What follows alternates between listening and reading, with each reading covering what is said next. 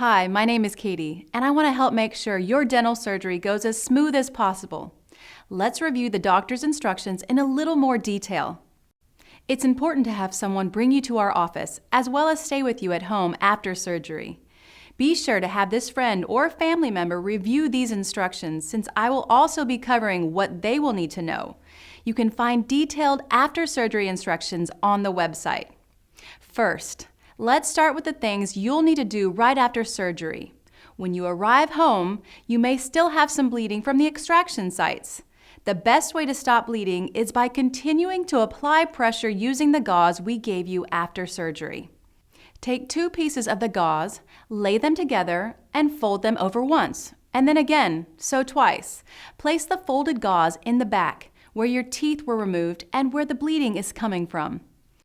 You may need to ask the person taking care of you to help you properly place the gauze, the way we described at our office. To see the surgical sites better, you or your helper can use a spoon to gently pull your cheek back, making it easier to see where to place the gauze.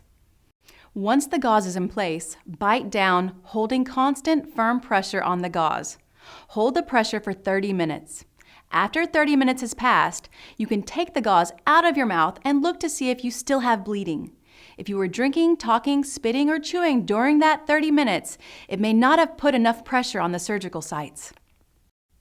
If the site is still bleeding, simply repeat the process I've described. Put the gauze back in, and this time bite down a little harder for a longer period of time.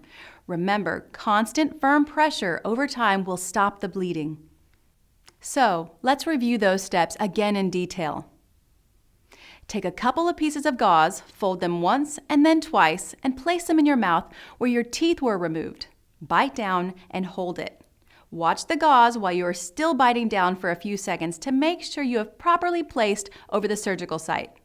Once you're sure you've got the bleeding stopped, go ahead and keep the pressure on there for about 30 minutes. When 30 minutes has passed, remove the gauze and check again to make sure the bleeding has stopped. However, if you do any talking, chewing, or drinking, it may stimulate bleeding again. If it begins to bleed again, simply repeat the steps we just covered. The less you use your mouth immediately following the surgery, the less likely it is the bleeding will start back up. Remember, pressure is what stops bleeding. If you feel you've tried everything you can, but the bleeding hasn't stopped, please call your doctor.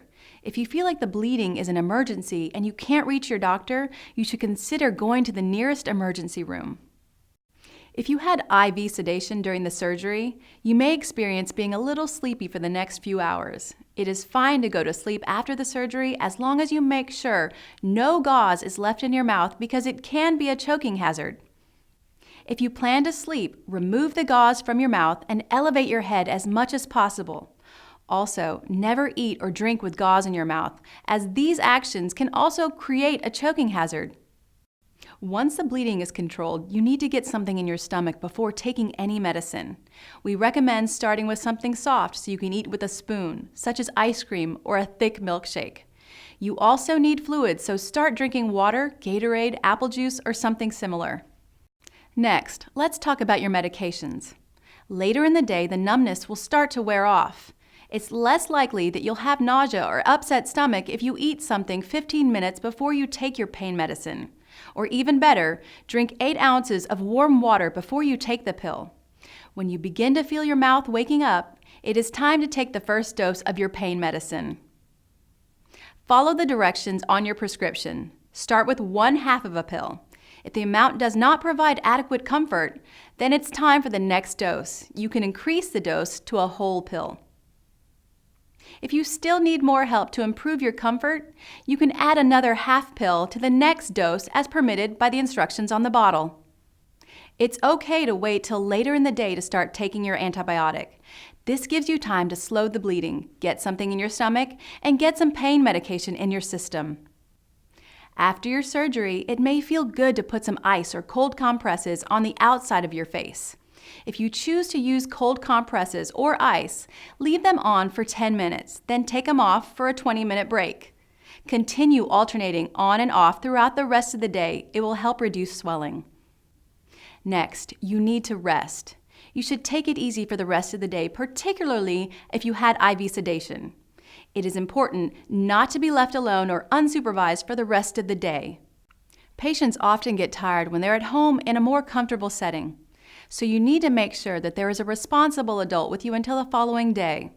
For those of you who are helping a patient, if the patient feels lightheaded or gets pale, he or she may be fainting. If this happens, have the patient lay flat on his or her back and have them take several deep breaths. The symptoms should go away in just a few seconds. If you think there is some sort of an emergency occurring, please call 911. Then, once the emergency is stabilized, call your doctor and let them know what happened. It is very important to communicate any and all irregular symptoms to your doctor. Your doctor's phone number and email address are on the post-operative instructions that we gave you.